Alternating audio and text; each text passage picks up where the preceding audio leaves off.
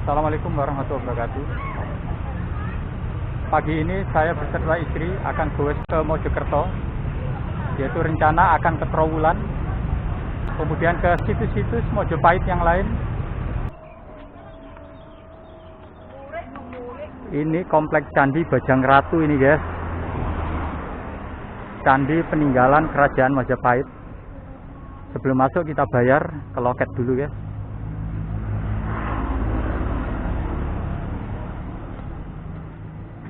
Tiketnya berapa mas? 2 orang ya? 2 orang. Tiket masuknya 3.000 per orang. Kompleks Candi Bajang Ratu tertata rapi guys, rumputnya menghijau, tamannya juga bagus guys.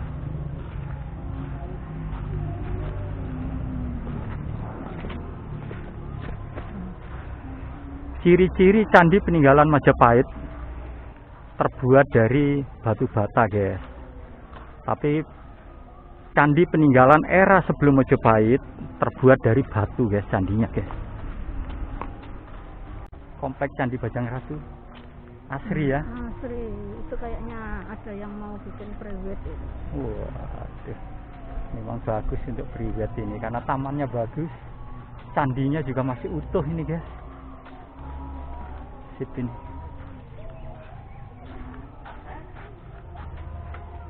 Itu guys, Candi Bajang Ratunya guys. Ya kita private lah, private mbah-mbah dengan latar belakang Candi Bajang Ratu. Jos.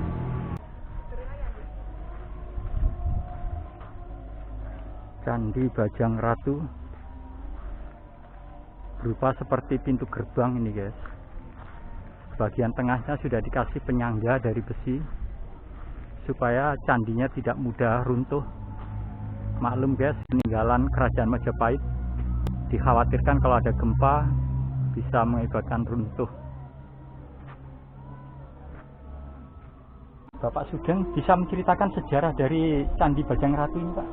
Oke, insya Allah akan saya sampaikan sebatas kemampuan saya. Kenapa saya bicara seperti ini? Karena apa yang saya sampaikan ini di luar sana mungkin ada perbedaan. Sekarang perbedaan itu adalah untuk mencari solusi sebuah kebenaran. Oke, Bajang Ratu. Bajang Ratu itu sendiri dibangun tahun berapa sampai sekarang masih belum ada kepastian. Tapi kalau berdasarkan sebuah relief yang ada di kaki candi sebelah kiri di bagian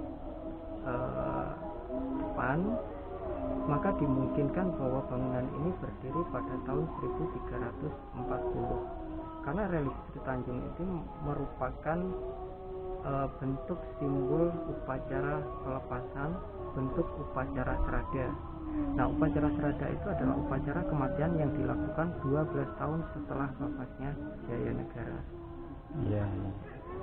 Jadi bila demikian, maka bangunan ini yang mendirikan adalah Tribhuwana Tunggadewi Jaya Wisnu Wardani.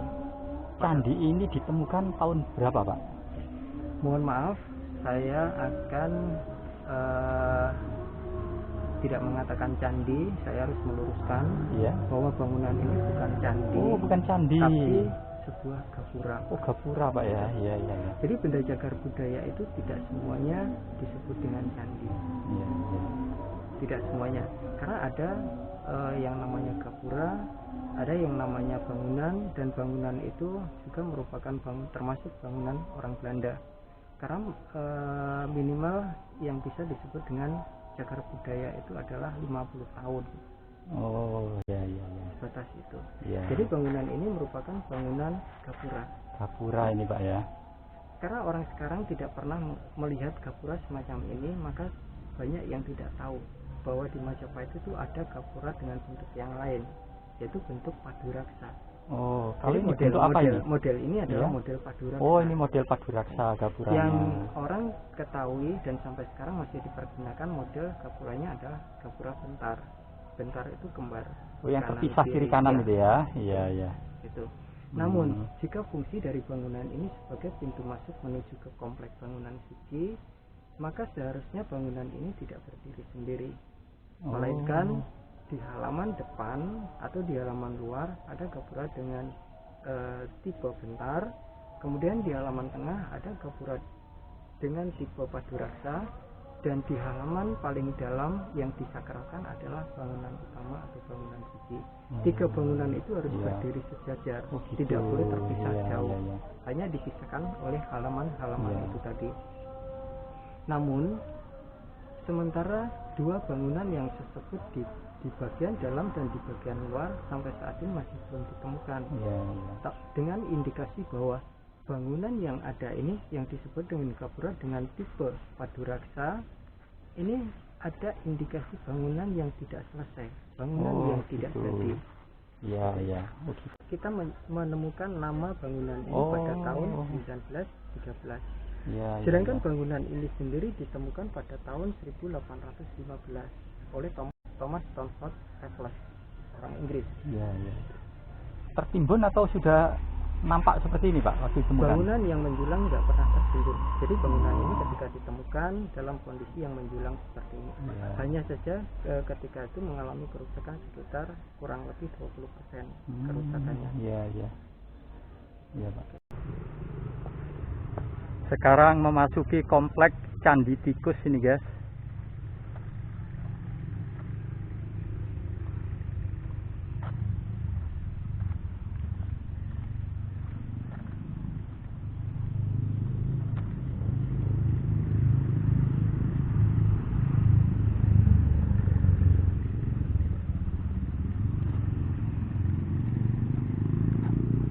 Pak, maksudnya petirtaan itu apa, Pak?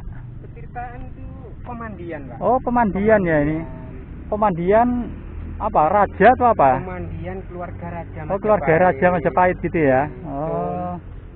Iya, kok dinamakan Candi Tikus kenapa?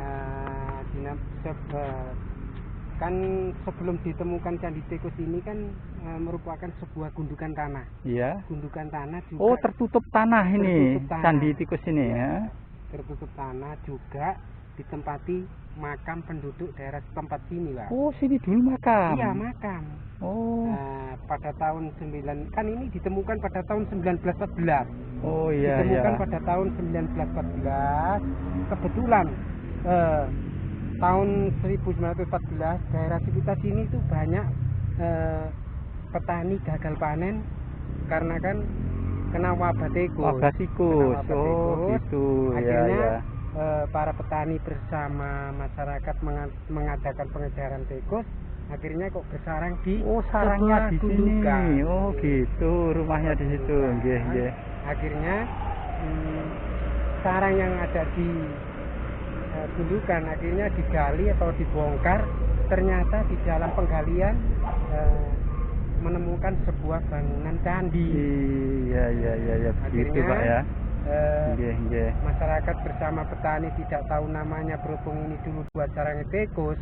Akhirnya candi ini diberi nama Candi Tikus. Nggih. Dengan Bapak siapa? Bapak Sodik. Bapak Sodik. Terima kasih Bapak Sodik penjelasannya. Nggih, matur suwun. Ini guys, Candi Tikus guys. Sejarahnya seperti yang disampaikan oleh Bapak Sodik tadi guys. Ya enggak apa-apa. Enggak apa-apa ini. Bagus kalau diambil gambarnya soalnya barusan dipotong rumputnya. Iya. Rata. Tamannya bagus sekali. Betul. Bajang Ratu tadi bagus Pak, sini juga bagus sekali. Nggih. Situs yang ada di Trawulan itu rata-rata tamannya bagus-bagus. Iya, betul terawat betul, nggih. Ya. Ini dulu merupakan tempat pemandian para raja ini. Itu menara, Bu. Menara berarti yang ada di tengah-tengah itu melambangkan Gunung Mahameru. Replika Gunung Mahameru jadi tiruan dari Gunung Mahameru yang disucikan oleh agama Hindu. Iya. Terus mandinya putri-putri gimana Pak kalau ada bangunan-bangunan gitu? Ya dulunya kan airnya nggak seperti ini, Bu, di bawah. Agak ke bawah. Soalnya di bawahnya menara itu kan ada pancuran air, Bu. Ada pancuran air. Iya. Nah, berhubung sekarang ini kan musim penghujan. Jadi tergenang semua gitu ya. Tergenang air. Nah, karena ini kan kedalaman candi ini kan 5 meter, jadi sumber yang ada di dalam itu ukurannya ya seperti ini. Iya. Nggih Pak Sodik. Jadi dong ini. Bagus sekali guys kompleks Candi Tikus ini guys. Ini guys background Candi Tikus. Sekarang panoramanya ini guys. Panorama Candi Tikus.